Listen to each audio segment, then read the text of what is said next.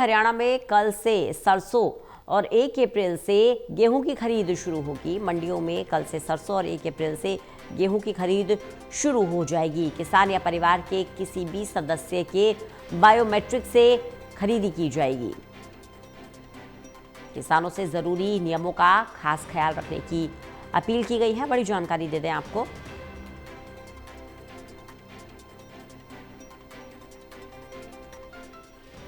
तो हरियाणा में कल से सरसों और 1 अप्रैल से गेहूं की खरीद शुरू हो जाएगी। बड़ी जानकारी दे रहे हैं। बायोमेट्रिक के जरिए ये खरीद होगी।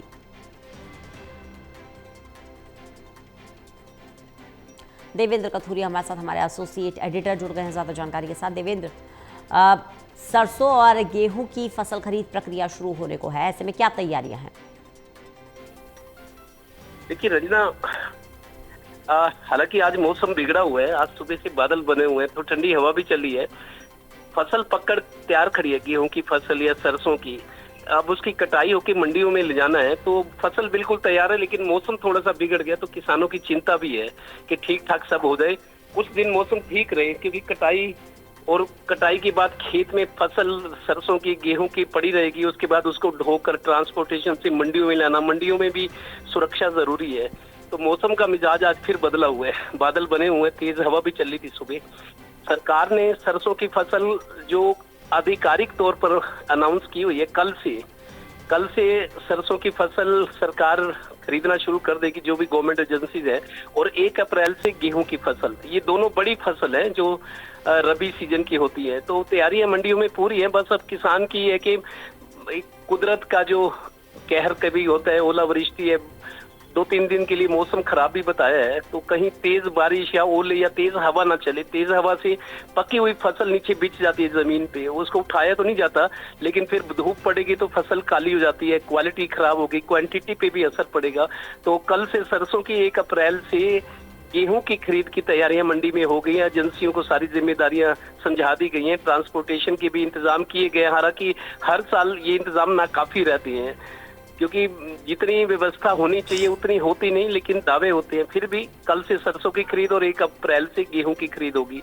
बस मौसम ठीक बना रहे, भगवान से यही प्रार्थना कर रहे हैं। किसान के 6 महीने की मेहनत है, उनका भविष्य है, परिवार का खर्चा, क्योंकि उनका रोजगार परिवार इसी से चलता है। जी साथ देवेंद्र, क्योंकि खरीद प्रक्रिया के लिए नए नए नियम भी बनाए जाते हैं ताकि पारदर्शिता आए, ऐसे में किसान इन नियमों से कितने ज़्यादा अवेयर हैं, कितने फेमिलियर हैं, खुद को कितना इन नियमों से जोड़ पाए हैं? देखिए, सरकार के इंतजाम तो होते हैं। किसानों की अभी जो पीछे मौसम थोड़ा सा ठीक नहीं हुआ था, पीछे तेज हवाएं चली थी, थोड़ा सा फसल का नुकसान हुआ था, लेकिन उतना नहीं था कि ज्यादा चिंता हो। ये तो चलता ही है, चाहे बिजनेस की बात हो, चाहे खेती की बात हो, चाहे उद्योगों की बात हो। जैसे आजकल उद्योग भी ठप पड़े हैं, कई हालात ऐसे बन गए हैं। तो किसानों के लिए सरकार का ये कहना है कि उनको किसी तरीके की दिक्कत नहीं होगी, और जो समर्थन मूल्य है उस पर खरीदा जाएगा। वैसे भी 24 फसलों के एमएसपी में खरीदने का सरकार दावा कर रही है।